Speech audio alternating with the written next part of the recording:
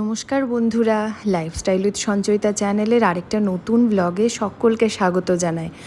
আজ 14 জুন শনিবার, বাজছে এখন সকাল 5:30। এমন একটা সময় যখন পাখিদের কুহুতান শুরু হয়ে গেছে, কিন্তু ঝুঁঝি পোকার ডাকও এখন শেষ হয়নি। আজ সকালটা খুব জলদি শুরু করতে হয়েছে, কারণ 8টার সময় আমাদের বেরোতে হবে স্টেশনের উদ্দেশ্যে, 9টার সময় ট্রেন। দুদিনের জার্নি তো, সে কারণে বাড়ি থেকে যথেষ্ট পরিমাণে খাবার বানিয়েই নিয়ে যেতে হয়। আইআরসিটিসির খাবারের ওপরে এই দুদিন ভরসা করে আর চলা যায় না। গরম গরম লুচি ছাকা হচ্ছে, এখানে আলুর দমের জন্য আলু সেদ্ধ হয়েছে, আর সাথে বানানো হচ্ছে একটু ওই বাঙালি ফ্রাইড রাইস। সবজি টবজি কেটে সব রাখা হয়ে গেছে। দিদি চটপট এখানে আলুর দমটা বানিয়ে নিয়েছে, আর আমারও কাজ সব কমপ্লিট। সব শেষে এখানে একটু ডিম সেদ্ধ করতে দিয়েছি। গরম গরম ডিম সেদ্ধ খেতেও ট্রেনে মন্দ লাগে না। বেরোনোর আগে শেষবারের মতো আমার এই লিভিং রুমটা একটু চোখ ভরে দেখে নিচ্ছি। গরমের ছুটিতে এসে এই লিভিং রুমটাকে একটু একটু করে অনেক কিছু দিয়ে সাজিয়েছিলাম। অনেকটা সময় কেটেছে দিনের বেশিরভাগই এই লিভিং রুমটায় বসেই। কত সিনেমা দেখা হলো, কত কিছু গল্প টল্প, খাওয়া দাওয়া, সমস্ত কিছু মিলে অনেক সুন্দরভাবে কেটেছে গরমের ছুটিটা। ভীষণ মিস করব। আর মিস করব ব্যালকনি থেকে আমার মুক্ত আকাশ আর আশেপাশের পরিবেশটাকে। এই বছরের জার্নিটা একটু অন্য রকম, কারণ ফিরবো এরপর কখন তার কোনো ঠিক নেই। গরমের ছুটিতে আমি এলাম, পুজোর ছুটির সময় অনির্বাণই বাড়ি ফিরবে, তাই পুজোর ছুটি এবারে এখানে কাটাতে আসছি না। সে কারণেই মনটা আরও বেশি যেন খারাপ। খুব মিস করি পরিবেশটাকে, আমার ঘরটাকে, আমার মানুষটাকে। তো যাই হোক, প্রতিবার একই রকমভাবে নিজেকে বোঝাই আরও তো আসবো, এই সিচুয়েশনের সঙ্গে নিজেকে হ্যাবিচুয়েট করতেই হবে। কিন্তু এই 8 বছরেও আমি কোনো রকমভাবেই পারি না। এই ফেরার সময় মন খারাপ, 2 চোখে জল, আর অনেক কিছু ভাবনা চিন্তা নিয়ে বাড়ি ফিরতে হয়। চলুন, স্টেশনে পৌঁছে গেছি। অনেক কিছু প্ল্যানিং করেছিলাম আগে থেকে, যাতে কোনো রকম অসুবিধা না হয়, কিন্তু তা সত্ত্বেও আমার ব্যাগটা আমি ভুলে গেছি। যে ব্যাগের মধ্যে আমার সমস্ত কার্ড রয়েছে, ক্যাশ না থাকলেও ছিল, কিন্তু কার্ডগুলো তো ভীষণ ইম্পর্টেন্ট। তাই অনির্বাণকে বললাম নিয়ে আসতে। আমাদের পেছন পেছনেই অনির্বাণ আসছিল, 1.5 কিলোমিটার মতো এগিয়েছি, তারপরে হঠাৎ করে মনে পড়েছে। এই সময়টা এতটা খারাপ লাগে যে কিছু বলার নয়। ট্রেনের বাইরে অনির্বাণ দাঁড়িয়ে আমাদেরকে বাই করছে, আর আমাদের ট্রেন স্টার্ট হয়ে গেছে। আমরা দিলাম রওনা। পোগো এরপরে সেভাবে বুঝতে পারেনি দিদি জোজোর সাথে আছে, তো সে কারণে ওর চোখে এরপরে জল নেই। যাই হোক, ট্রেন পুরো রফতার ধরে নিয়েছে।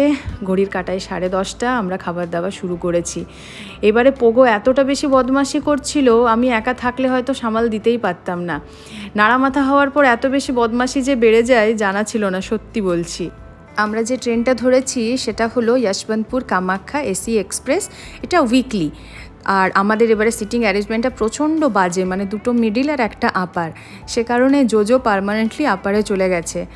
আর আগামী 2-3 সপ্তাহের মধ্যেই দিদি আবার জোজোর সাথে আসছে ব্যাঙ্গালোর। জোজো এখানেই কলেজে ভর্তি হয়েছে, মানে ব্যাঙ্গালোরে। তো খুব শীঘ্রই ওদের আসতে হবে। সে কারণে এবারে প্যাকিং নিয়ে আমার অতটা মাথা ব্যথা ছিল না, কারণ ভুলে গেলেও কোনো চাপ নেই। 1 মাসের মধ্যে জিনিসপত্র আবার হাতে পেয়ে যাব।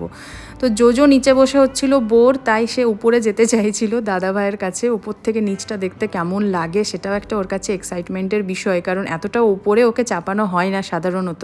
আমার সিটটা লোয়ার না হলে মিডিলের মধ্যেই সীমাবদ্ধ থাকে।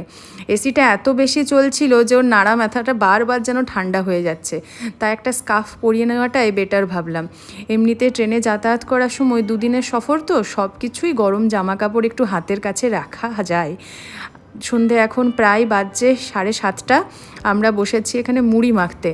বাঙালি আমরা মানুষজন, বিশেষ করে পুরুলিয়া বাঁকুড়ার মানুষ, সারাদিনে একবার যদি মুড়ি না খায় কেমন যেন মনটা খাই খাই করে, তাই না? তো মুড়ির সঙ্গে আলুর দম ছিল, সেও অনেক কিছু দিয়ে মাখা হচ্ছে। এটাই আমাদের ডিনার হয়ে যাবে, কারণ আইআরসিটিসির খাবার আজকে আর খেতে ইচ্ছা করলো না, সত্যি কথা।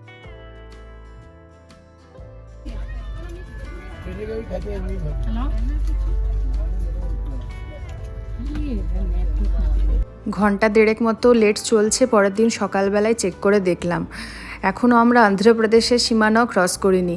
তা যাই হোক, গত 24 ঘন্টার জার্নিতে আমাদের যে প্যাসেঞ্জার ছিলেন নাগাল্যান্ডের মা মেয়ে জুটি, তাদের সঙ্গে ভালো রকম আমাদের গল্প জমে গিয়েছিল।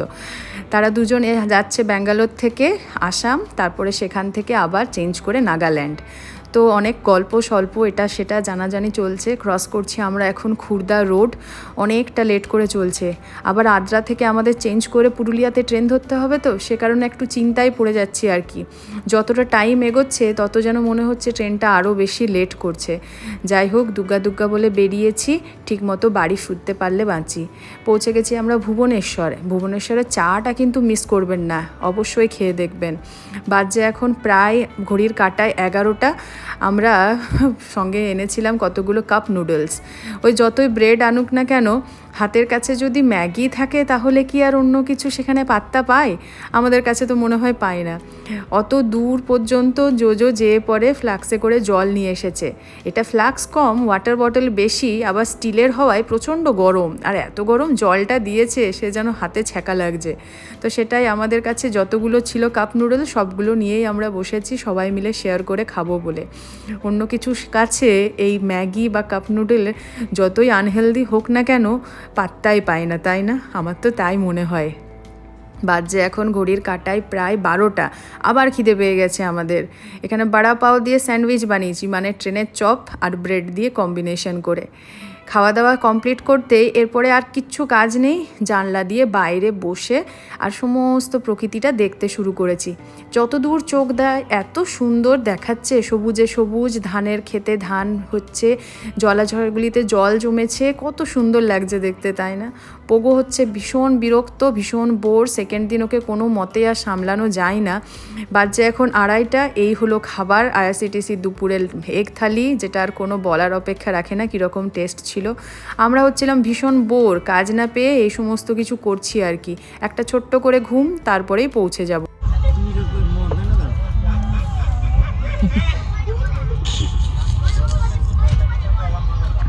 ঘড়ির কাঁটায় প্রায় 5:30। 4টার সময় রাইট টাইম হলো, 1.5 ঘন্টা লেটে চলছে ট্রেনটা। যাই হোক, আমরা এরপরে নামবো। সমস্ত বাক্স পেটারা নিয়ে গেটের কাছে এসে গেছি। কিছুক্ষণের মধ্যেই আদ্রা স্টেশনে ট্রেনটা ঢুকে যাবে। আদ্রা স্টেশনে নেমে এবার লোকাল ধরে পুরুলিয়া যাওয়ার পালা। লোকাল ট্রেনগুলোর একটা আলাদা এসেন্স আছে, তাই না? আমরা সেটাই যেন ঘুরে ঘুরে দেখছিলাম। যত হিল্লি দিল্লি ঘুরে বেড়াই, আমাদের বেঙ্গলের লোকাল ট্রেনের তুলনা হয় না। ঠিক যেমন আমাদের এখানে ঝালমুড়ির কোনো তুলনা নেই। যতই বাইরে কেএফসি, তারপরে ক্যাপিচিনো, এটা সেটা খাওয়া হোক না কেন, এই ট্রেনে চেপে ঝালমুড়ির যেটা স্বাদ সেটা মনে হয় না আর কোথাও পাওয়া যায়। আর বাড়িতে তো কোনোভাবেই সেটা সম্ভব নয়। সে কারণে যতই পেট ভর্তি থাকুক না কেন, ট্রেনে চেপে একটা ঝালমুড়ি না নিয়ে জানলার দিকে তাকিয়ে তাকিয়ে টাইমটা পাস করতে না পারলে কেমন যেন ইনকমপ্লিট লাগে ট্রেন জার্নিটা, তাই না? আমরা ভেবেছিলাম একটা নিব, কারণ সকলেরই প্রায় একটু একটু করে পেট ভর্তি। তারপরে মনে হলো না, কাকুটা বেশ ভালোই মাখছে, আরও 2টো নিয়ে নিই।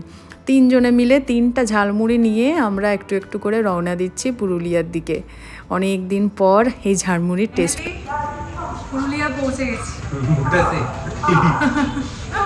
প্রচুর ব্যাগপত্র, লিফটে না করে যাওয়া পসিবলই না, দুটো জিনিস নিয়ে এবার ওয়েট করছি সেটারই। আর ভয়ানক গরম,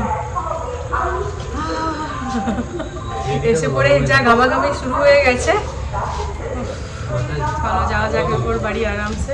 মোটামুটি ঠিকই আছে, 8টা মতো বাজছে।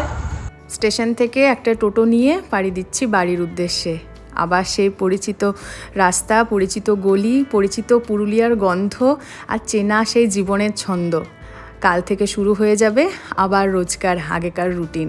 যাই হোক, আজকের ভ্লগটা শেষ করছি। ভালো লেগে থাকলে একটা লাইক করে দেবেন। চ্যানেলে যারা নতুন দেখছেন প্লিজ সাবস্ক্রাইব করে নেবেন। থ্যাঙ্কস।